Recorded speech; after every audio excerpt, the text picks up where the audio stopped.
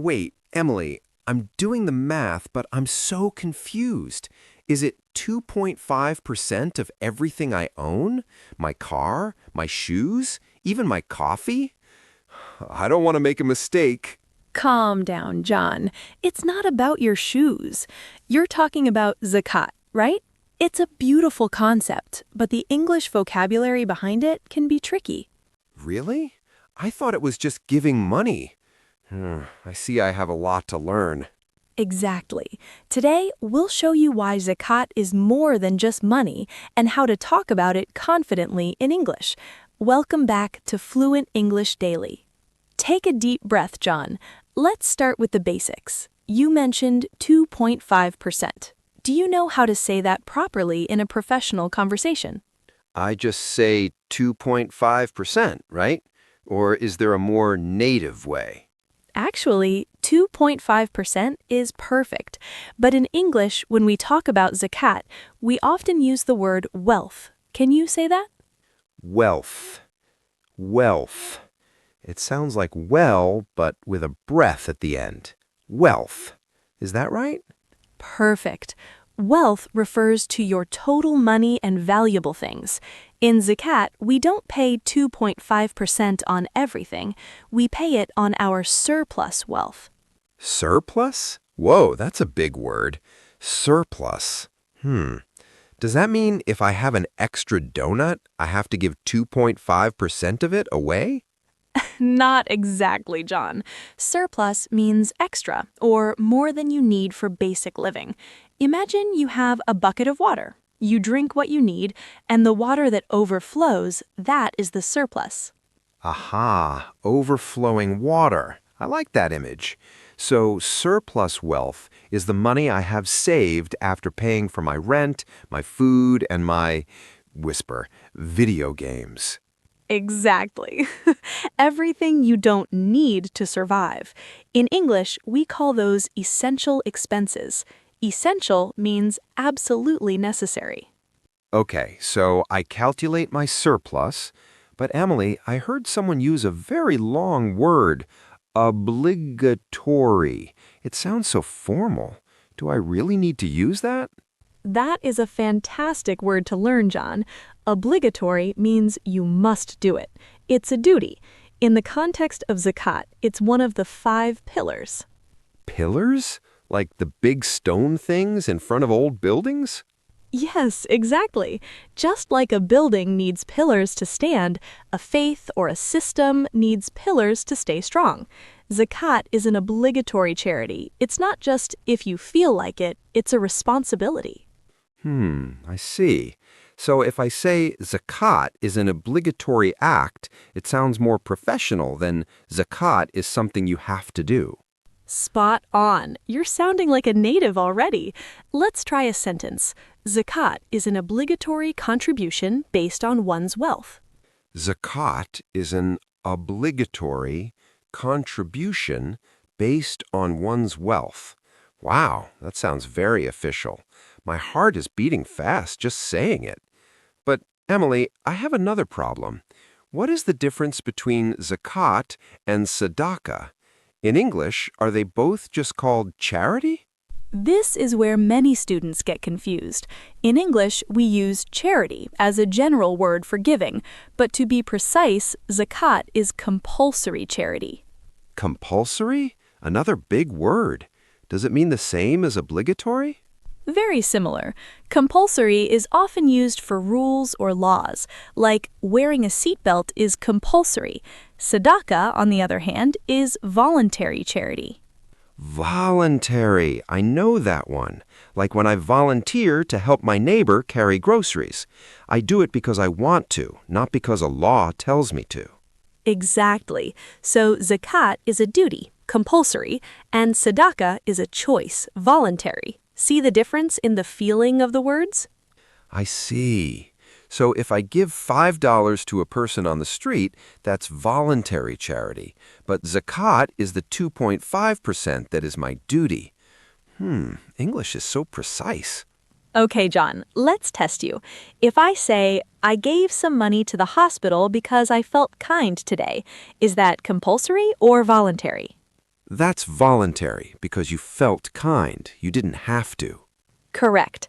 And if I say, every year I calculate my savings to pay my Zakat share. That's compulsory or obligatory. Exciting! Look at me. I'm using the big words. You're doing amazing, John. But we're just getting started. Zakat isn't just about the person who gives, it's also about the people who receive. The people who receive. Wait, is there a special word for them too? I hope it's not another 10-syllable word. Now, John, let's go even deeper. Do you know what the word zakat actually means when we translate its root from Arabic into English? It's not just tax or giving. Is it giving? Or maybe tax? It always sounded like a religious tax to me. Is it something else? It's actually much more poetic. The literal translation in English is purification and growth. Can you imagine that? Purification? Like a water filter? Or like when I use bleach to clean my bathroom? Wait, Emily, how can giving away my hard-earned money be like cleaning? It feels more like losing. I see why you'd think that. But in English, to purify means to make something pure by removing the harmful or dirty parts. Think about our hearts, John. Sometimes we become a bit too attached to our money. We become a little greedy. Greedy. I guess sometimes I do love my savings a bit too much, especially when I'm looking at that new gaming console. So, giving money cleans my heart? Exactly. It's like pruning a tree. Do you know that word? Pruning? Wait. First surplus, then pillars, and now garden words? Emily, my brain is starting to feel like a messy forest. What on earth is pruning? Pruning is when you cut off the dead or extra branches of a plant so the rest of it can grow back even stronger. In English, we say zakat purifies the soul and encourages growth in the remaining wealth. Aha, I see. So I cut a small 2.5% branch so the whole tree of my life stays healthy. That's actually a very cool way to look at it. But Emily, I have a big problem. What if I don't have cash? What if I have, whisper, gold? My grandmother gave me a gold ring. Do I have to pay zakat on jewelry? I can't cut a piece of the ring off. No, don't cut the ring.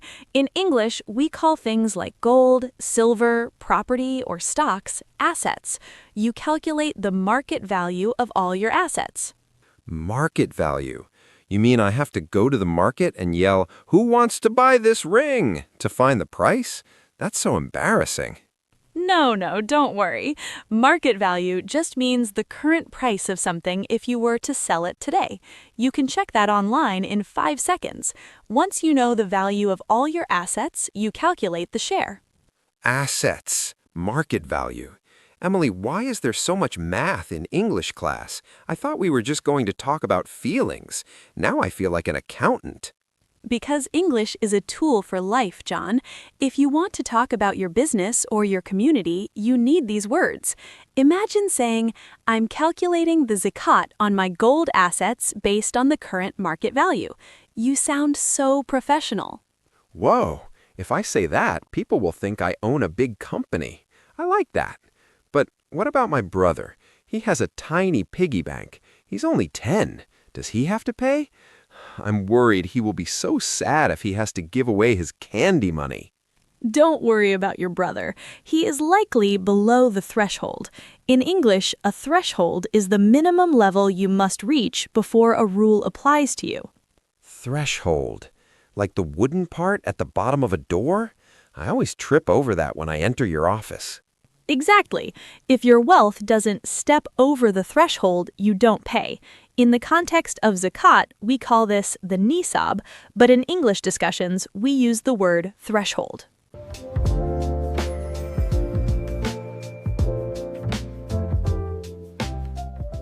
Whew, my brother is safe. He's definitely under the threshold. He only has $50 and a half-eaten chocolate bar. And there's one more rule, the lunar year. You have to keep that wealth for a full 12 months.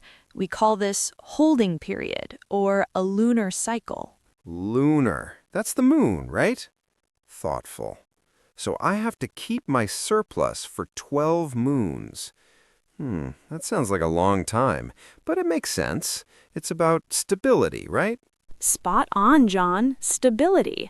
Zakat is paid on wealth that is stable, not money that comes and goes in one day. You are really starting to master these professional English terms.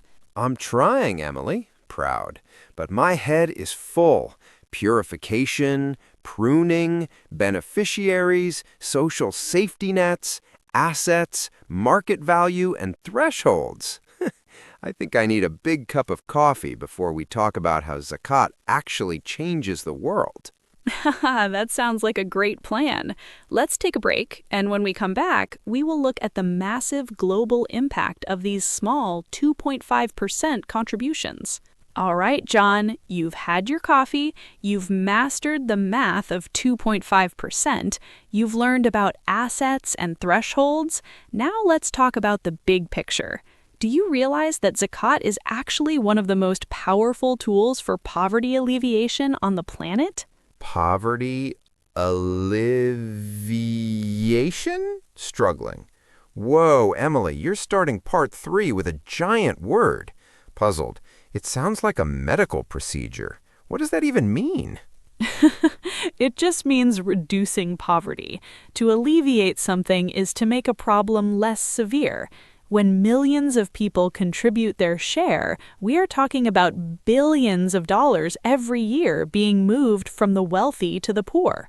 Billions? With a B? Anxious. Wait, if there is that much money moving around, why is there still anyone hungry? Worried. Is the money getting lost? Is it like a hole in the pocket of the world? That is a very deep and honest question, John, and it brings us to a critical word: transparency. In the modern world, many people worry about where their money goes. They want to see accountability. Accountability? Meaning, I know that word. It means being responsible, right? Like if I break your favorite coffee mug, I have to be accountable and buy you a new one. Exactly. In the world of charity, accountability means the organizations must prove exactly how they spent the Zakat money. They provide reports to show that the money reached the beneficiaries we talked about earlier. I see. Thoughtful. So if I give my Zakat to a big foundation, I should ask for an impact report. Proud. Look at me using fancy business English. Yes, an impact report shows the real-life changes. It's not just about giving money, it's about empowerment. Can you guess what that means? Empowerment. Puzzled. Does it mean giving someone a superhero cape? Like giving them power? In a way, yes.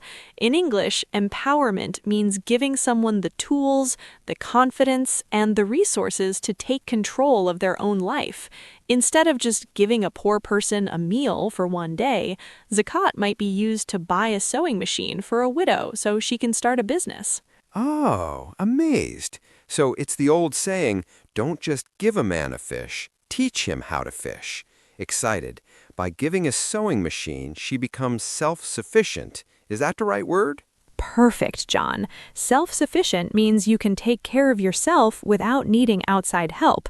That is the ultimate goal of Zakat, to turn a person who receives Zakat this year into someone who pays Zakat next year. Wow, mind blown. That's like a circle, a cycle of success. Surprised. But Emily, I have a concern. Worried. Some people say Zakat is just a Muslim tax. Is that true? Scared. I don't want to use the wrong word and offend someone. I'm glad you brought that up. In English, we call this a misconception.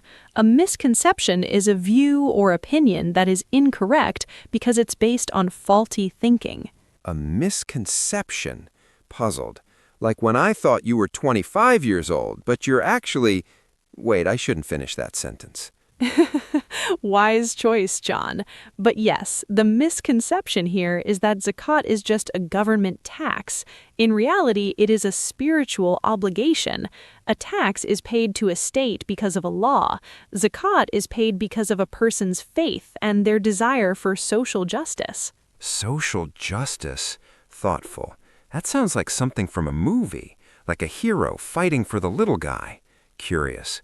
So zakat is a way to make the world fair. Precisely. It addresses the wealth gap. That's the huge distance between the super rich and the super poor. Zakat tries to bridge that gap so that everyone has a dignified life. Dignified. Puzzled. Does that mean wearing a suit and tie? Anxious. I don't even own a tie, Emily. No, John. Dignity means the right of a person to be valued and respected for their own sake and to be treated ethically.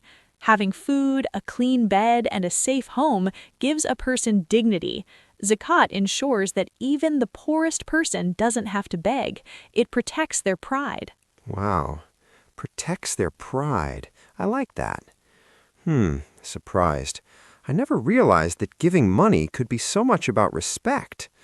But wait, Emily, what if I'm not a millionaire? What if I only have a little bit over the threshold?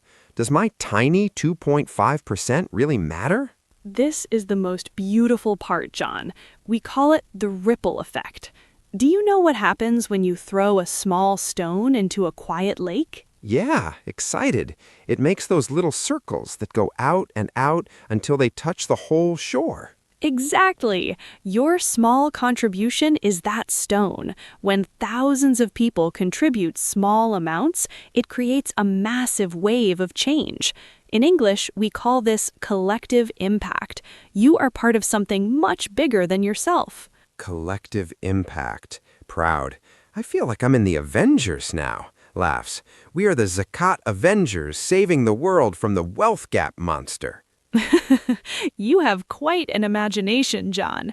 But you're right, it's about solidarity. That means unity or agreement of feeling or action, especially among individuals with a common interest. So if I say I feel a sense of solidarity with the needy, I'm saying I'm standing with them, like we're on the same team? Exactly. You aren't looking down on them, you're standing beside them. This changes the mindset of the whole community. It moves people from competition to cooperation. Competition to cooperation. Thoughtful. I mean, instead of trying to beat each other, we're trying to help each other.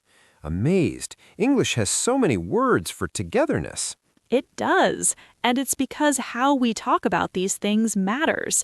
If we use words like duty, purification, and empowerment, we feel inspired. If we just say give money, it feels like a chore. A chore. Amazed. Like doing the dishes? Yeah, I hate chores, but I love empowerment. Excited. I'm going to use that word at dinner tonight. I'll tell my roommate, I am empowering you to do the dishes today. I don't think that's quite how it works, John, but I love your enthusiasm. Okay. So we've covered a lot, from math to garden words like pruning to circus words like safety nets, and now empowerment. Anxious. Emily, how am I going to remember all of this? I feel like my head is going to explode. Don't worry, encouragingly. Learning is a journey, not a race. The fact that you are curious and asking these troubled questions shows you are truly learning. Let's do a quick recap. A recap? Is that like a replay in a football game? Exactly. A recap is a summary of the main points. Today we learned that zakat is obligatory, must do. It's for the purification of wealth, cleaning the heart. It helps beneficiaries, the people who need it, and it creates social cohesion, the glue of society. And, excitedly, it bridges the wealth gap and provides a social safety net. Proud. Look at me, I'm a vocabulary king. You truly are, John.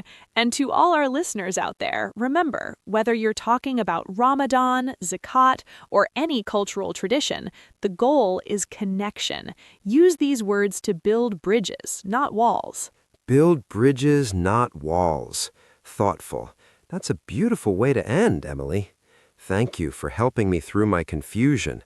I feel, actually, quite confident now. I'm so glad to hear that, John.